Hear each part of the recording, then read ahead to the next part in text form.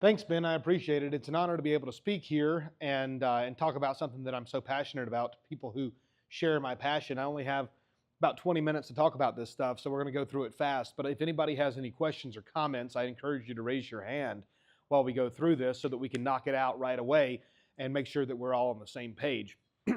So again, we do about 150 cows a year, steers and heifers for quarter cows, half cows, whole cows, and sampler boxes of beef as well. And then we do about 175 acres of coastal Bermuda grass hay, and most of that we do in square bales for the horse market. And then I do custom farming, custom Bermuda grass sprigging. We're located in Moore County, about an hour south of Raleigh, 45 minutes west of Fayetteville. Okay, so I love this picture. It's my dad sitting in the back of the truck, and that, of course, is a field of tobacco. My question is, how do we keep this from turning into subdivisions? Is anybody having trouble with development pressure around your farm? I want to see your hands if you're having any trouble with that. It's something that we're definitely dealing with in Moore County, and it's not something that we want to see, but it's something that we're dealing with. So I would say there are actually many ways to deal with that, but one of the ways is to try to increase how much money we make per acre on our agriculture and try to economically justify it. It's going to be difficult, but for people who want to keep the land in agriculture, for landowners who do, it is possible, but it's hard work, okay? You have to really buy into it. I would also say I want to encourage, where's Jay at, who just spoke? There you are. I'm encouraged to hear that you're interested in running for state senate. I just found out that last year there was a bill introduced that was killed probably by the real estate lobby, but it was killed, and I don't know if your senator sponsored it, but a lot of the senators surround it, may not have been yours, but Lisa Barnes introduced it as primary sponsor, I believe. And in that bill, there was actually a grant of authority to local governments, towns and counties. Have you heard about this? To allow them to disapprove a subdivision application, that is a special use permit, if it's a substantial negative impact to local agriculture in that jurisdiction. Are you familiar with that? And it got killed. Do you think, would that have been a good idea? You think so? I think so too. So what? Probably the biggest one. Probably the biggest state special interest that we have to deal with. But and that's somewhat at odds with our agricultural interests in terms of heritage, passing down our land, keeping our areas rural. Not that development is all bad, but it is definitely an issue to deal with. So there are things we can do at the local level, and it seems like the more you do at the local level, the more the General Assembly steps in and tries to take power away from the local municipalities to actually promote and agriculture and regulate development. But besides that, that's one of the many ways you can do it. You can get involved at your local level, but also keep the land profitable. Who grows row crops here? I know you do. Who grows row crops? Not many people, but we have a few hands. Are y'all making a killing on wheat this year? Okay.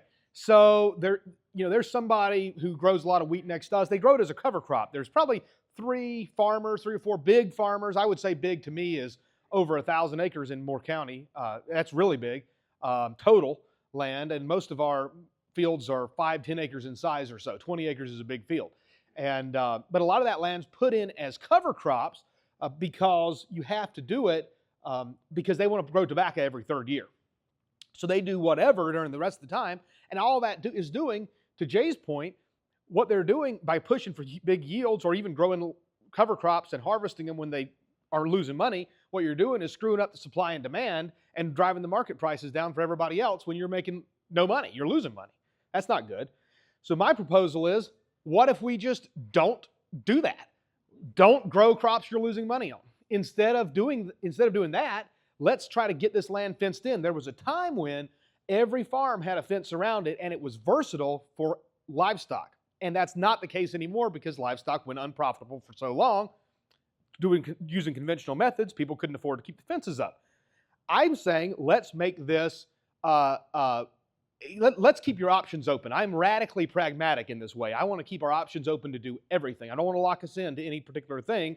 And a lot of our landowners that you're leasing land from are not going to want to go to permanent pasture because they don't want their land locked up in something like that. They want to keep the versatility. So here's the idea. Fence the land in. You put your annuals on it. The other row crop farmer, you don't have to be a row crop farmer. You can work with another row crop farmer. I have one I'm doing this with right now. He's got wheat planted in an adjacent field to my land. It's about 12 acres. As soon as they get the wheat off, which to me, he should let me graze it now or graze it over the winter. And I don't know why he wants to harvest it, but he does, and he's going to harvest it. And then he's going to let me put in millet for next summer. And we're going to graze that.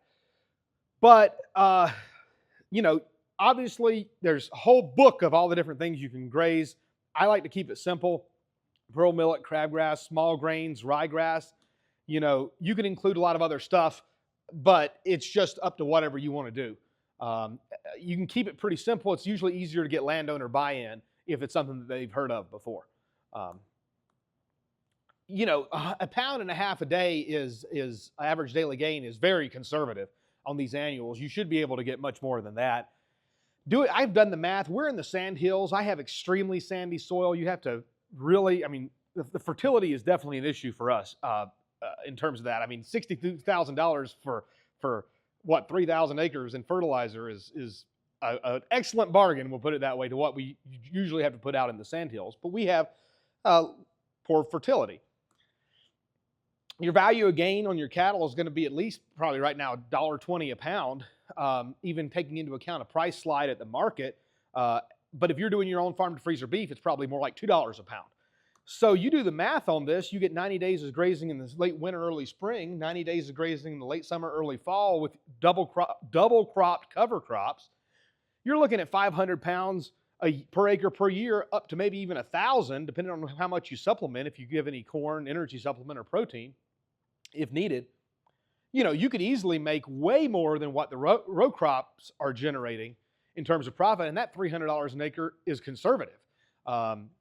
It goes up if you can get your value of gain up. It goes up if you get your gain per acre up. But now again, these numbers, we can sit here and argue that all day, what it actually is. What I'm saying is it's a lot better than what your wheat is, and a lot better than what any of your soybeans, your wheat. That's not looking really great right now. If I'm wrong on that, correct me. But right now, having that versatility to go into, maybe in the future, your row crops will be more profitable. That's fine. You have flexibility to go back into that. But there's a lot of challenges with this. Probably the biggest one is getting your landowner and your row crop farmer, if that's not you, to be on board with what you're talking about. I'm talking about getting the landowner and the row crop farmer who's making a cash crop maybe every 3 years on tobacco or sweet potatoes or something else like that, getting them on board to let you graze it for a couple of years on annuals, and then they always had the flexibility to go back into what their production was before on a periodic basis whenever the market is favorable to them. You can give and take in that regard. But the trick is getting these agreements laid out. You're going to have to convince them that livestock are going to improve the soil fertility, that fencing will improve the land, that it's improvement to the value of the land, that they can amortize the fencing cost, spread it out over time to justify it, that you have to convince them that the livestock won't cause compaction, or that if it will, you can fix it with like your grazing radishes and different things like that. You have to convince them that the cover crops aren't going to destroy their field by introducing a lot of weeds that are going to be problems in the future, that they can actually control them. So the bottom line is that it could cost, if I put the fence up, at least $200 to $400 an acre. If my dad puts it up, it would be twice that, but it would be much better fence. So it just depends on the size of the field and how it's laid out. But you're going to have a huge cost in the fencing, and how are you going to pay for that? So what I'm saying is, if you have a row crop farmer nearby, if you have land and you're looking for it to graze, to improve, maybe you open up that conversation with that row crop farmer and say, look, I'm not trying to get into your business, but if you are not optimistic about row crops right now, what would it take to get some of this land fenced in? And then I can improve the soil for you. I can do the cover crops. I can still pay a rent on it potentially. Or if I put the fence up, make sure you get a free lease or something out of it in exchange for that. Don't go begging for land and driving the rent way up. But you might be able to make this plan work for you and get some really good land that you can get some really good gains on for your cattle or for your sheep or whatever. But I'm not going to put a $2,000, $3,000 yearling out there on the road with a temporary fence as a perimeter. I just can't justify that. I don't think that makes sense, if it's not on your property at least. So water, how are you going to deal with that? If you don't want to put your cows in the ponds, you can do gravitational siphon systems below dams. We have hills. We're in the sand hills. If you don't have any hills, then you can't do that. Another thing you can do is set up, those 275-gallon IBC totes, get them up off the ground, run a pump from your pond up to them, plumb them in together so you have 4 or 5 of them together, pump them up, pump water up to them every few days. You don't want to let it sit in there for a long time, during the hot weather and grow stuff. But if it sits in there for a few days, it'd be fine. Do that maybe twice a week, and then flow out into a tank with a float on it. Maybe justify automatic electric water, but wells are going to be too expensive unless you own the property or you have a free lease or the landowner pays for it.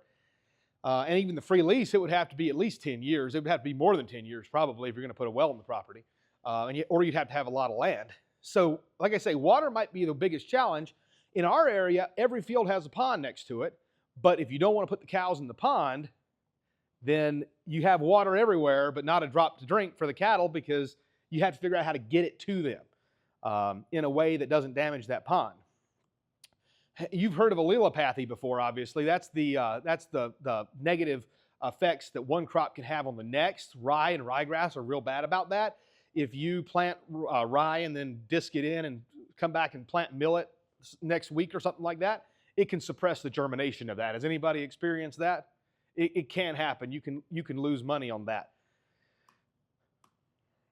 What about cattle handling facilities? Can you justify doing that? I'm talking about predominantly on leased land. When you go to do this, you don't necessarily have cattle handling facilities there, because we're talking about converting a row crop land to a versatile cattle operation where the cattle can be brought in, grazed when the cover crop's ready, maybe 1st of February, 1st of March, grazed for 90 days, and pulled out as soon as that cover crop is gone. You could do rotational grazing at that time there, but when that crop is grazed off, you're moving the cattle back to your home place. The only reason the cattle are at that farm is to graze. They're not there to hang out and be fed hay. They're there to graze and be got out. So hopefully you can get by without a cattle handling facility, except maybe a corral to load them with. And if you had to do something, maybe you could bring them back to your farm.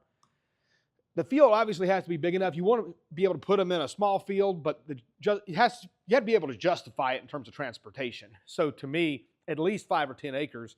And again, I'm not talking on the scale you're talking about, but it needs to be at least the place where you can put a trailer load of cattle for 90 days and be able to leave them there during the whole period and then get them off. You don't want to be trying to get them up and get them adapted to the area and not going to get out, get them used to it, which will take a week, and then have to pull them out in 2 weeks after that. That's not going to work. The area's got to be decently big. Everybody and their brother has 3 acres they want me to graze, and that's not going to work. And then my thought is too, like I said before, you could leave that land available, so maybe that farmer wants to come back and put in tobacco in 3 years. Well, you've improved the soil in the last 2 years. You've cover cropped it, you've grazed it, you've improved it. He should appreciate that. So that may work. The other thing is, you might want to capture that value yourself in something like a vegetable crop or a produce crop. I hear people all the time who say, well, I just can't make any money farming. Well, the truth is, you could produce thousands or tens of thousands of dollars in value of produce per acre on a very small amount of acreage.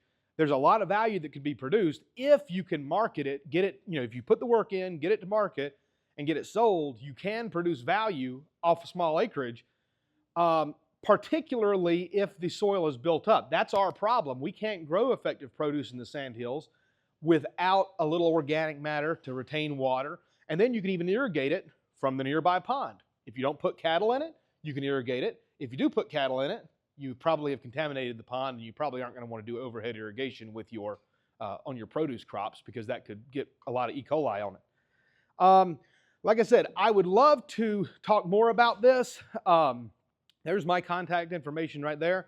I would be happy also to take some questions. I tried to go through that fairly fast, so if there's any questions about the specific things that are that I covered there, be happy to take that, or any big picture concepts. I think just to wrap up, we're at a place where commodity prices for our grains have been driven way down. There's been overproduction.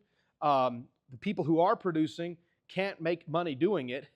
Throwing good money after bad, I don't think, is the solution in that respect. There's going to be a lot of land that's going to be coming up for rent as these older row crop farmers get frustrated. They're tired of it. They're not going to be, they're sitting on millions of dollars potentially in real estate for development, and they're going to take that check rather than continue to fight a losing battle growing these row crops if that's the only thing they know to do, or the only thing that comes to mind for how to farm.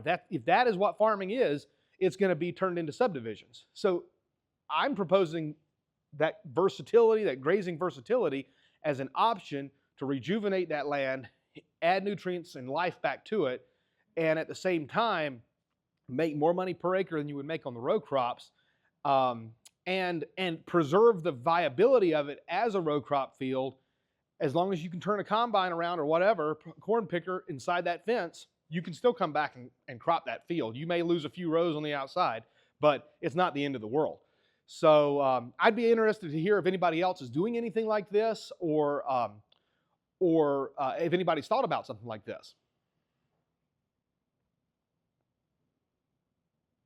Honestly, I think you and Josh are right on the money. I was trying to get to with Josh was like, what's the sales pitch to the crop farmers? And I realize it's regionally, like Josh was saying, he kind of finds the farms that I guess are kind of going out of business, and that's who I think he generally said coming to him, you're going to your neighbors. But I think that's the right answer, is get to these crop farmers, and whether it's like you've got a 3-year term, 10-year lease, or longer, but those are the kind of answers that I'm here trying to figure out, find out from you guys, so that, because I'm not a cattle operation, I'm a homestead, but I'd love to get one started, but that's one of the things I want to have the right direction before I even start trying to get into it. Yeah, I think that the people that I've talked to, the landowners themselves don't want cattle on their property a lot of times initially, because they think that they're going to get out. They think that they're going to cause problems. They might be a liability. They're going to compact the soil. They're going to be, and like I said, all those things can be addressed especially with a 5-strand high tensile fence. Knock on wood, I've never had one get out of a 5-strand high tensile electric fence that's properly built. I mean, it'd have to be a ridiculous situation for that to happen. But that makes it safe. But the problem is, it's going to cost you maybe $400 an acre, $600 an acre to build the fence, so you have to amortize that over several years of a free lease, and then you get your water system set up. So there's a lot of infrastructure costs, but if you can get the landowner to buy into the fact that this is a permanent improvement on your property, you can go at it one of two ways. You can say, I'm the one, I want to do this land forever and ever. Or you can say, look, this is something that we want to do now. This is going to be a permanent improvement to your land. If you don't like the way I'm farming it, if you don't like what I'm doing, then you can kick me off. I kind of like that way, because that sometimes gets you out of having to put out all the money up front. You can say, hey, if you don't like what I'm doing, you can kick me off. Hopefully they do, but then that puts the burden on them that if they buy into it, now who's paying for the fence? They are, because it's their improvement. That would be the golden scenario, would be you get the landowner to realize this is a benefit to them.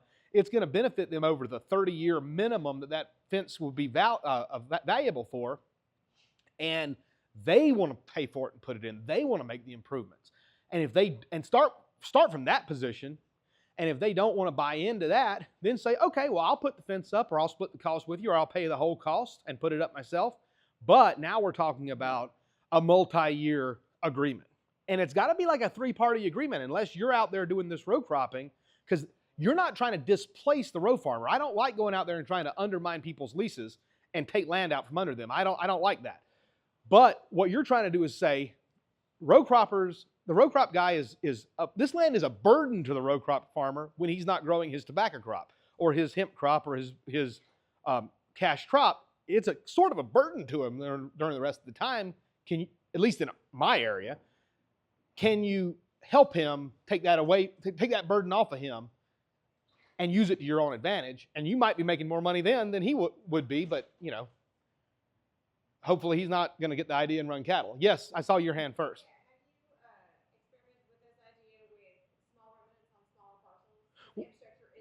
Well, I do cows, so I don't do.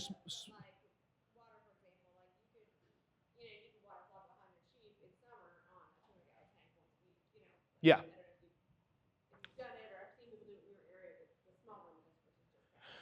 Well, no, I don't have a lot of people in my area who do small ruminants. I think there's one farm in the county that does sheep, and they are on their own property that they own. I just do cattle, but now for cattle, you're usually going to be looking at 12 to 24 gallons a day in the summertime per animal.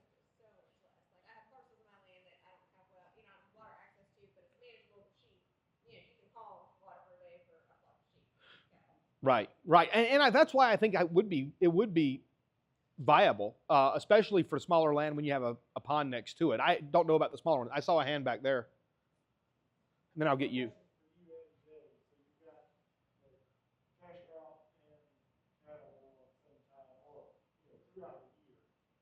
I have thought about this. I had actually a broker on the farmer approach me to rent my land because he knew I was interested in getting cattle. So we were going to try that relationship. It didn't work out because conflicts that came through. He sort of harvested early, he does too much later to his thing. So I can get cover crop out, where I wanted to for grazing. But theoretically, what's the plan with cattle? So my plan is I'm gonna try to grow my herd into just a continual growing herd at this point. But if I go that route, his plan was, buy cheap cow shares or pregnant cows and then sell them all when you're gonna take them off in the plant. Mm-hmm. Is that what y'all are doing? Are y'all flexing your herd size back and forth, just trying to grow the maximum food out what you got? Well, for me, I am doing a farm to freezer beef operation, a finishing operation. So I want to put as much weight on them as fast as possible, and I'm harvesting them myself. I'm not selling the cattle. But I mean, there's so many things you could do. If you could get cheap gain off annuals where you're gaining 2 pounds a day plus, or well over that, you could do something as long as you had the capital. You may want to buy what's called LRP, livestock risk protection insurance. You could buy 400-pound bull calves, castrate them, and then keep them 90 days and sell them as 600-pounders, something like that. There's all kind of things you could do. You could buy bred cows. I mean, if you're not doing the farm to freezer beef, there's still money to be made. If you can get cheap gain, you can make money in cattle, especially if you're holding them in 90 days, what I'm talking about. If you're going to buy them for a year at $2,000, $2,500 a head, hold them for a year and sell them for, 60% of the price when the market crashes, that's not great. But if you are constantly buying, selling, and buying back in on a short turnaround, your risk is very much, I think, mitigated. What do you think, Jay? I agree with that, and I think, this is all hypothetical, but like you have a tobacco grower or a sweet potato grower who's growing, or in our case, white potatoes we have in our area. Can you speak up a little bit? So we have white potatoes in Elizabeth City, but that's on a 3-year rotation as well. And then if you have a grower, I don't grow potatoes, but guys around me do. If you have a grower that's like not profitable or marginally profitable in the 2 off years, corn and bean years, wheat years, go in and fix that ground, let them produce their money crop 1 year, and then come in and graze your feeders or your cow herd, depending on, because it's good with that pasture rest from time to time as well. But it takes the burden off the row crop grower. And from my perspective, if you're just raising crop to break even, and you have a fellow that's going to put cattle out and just relieve your risk on that ground for those 2 years, you can focus. None of us are looking for more work to do. Put your cows on my land, I'll forget about it for a couple of years. We'll come back in, put potatoes in, and turn a profit. Sounds like a good idea to me. Sounds like a good. You always have your tax liability and Sure. all of the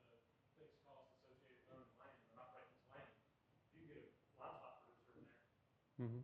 and just not have crop input risk. You know, to me, it sounds like a pretty decent win. You had the last hand up that I saw. Yeah, I was just gonna And I think say, Ben's going to kick me out.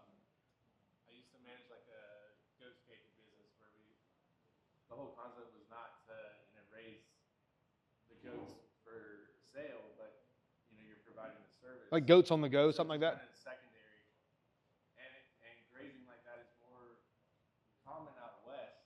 But I think the concept that you have of kind of integrating it with row cropping systems is a way that we could adapt it in the east. Mm-hmm. Because the service that you're providing could be even like more valuable than the beef that you're producing. Because out there, I know a person that owns a business and she doesn't even own her herd. She's managing the herd for someone else. Yeah. And then grazing around on different properties and improving their properties. Well, I definitely think that you will magnify the impact of the cover crop by grazing it, that the cover crop will be more beneficial grazed than just grown and dissed under or whatever. Am I done, Ben? Yeah, I think we're at time. Thank you. Thank you.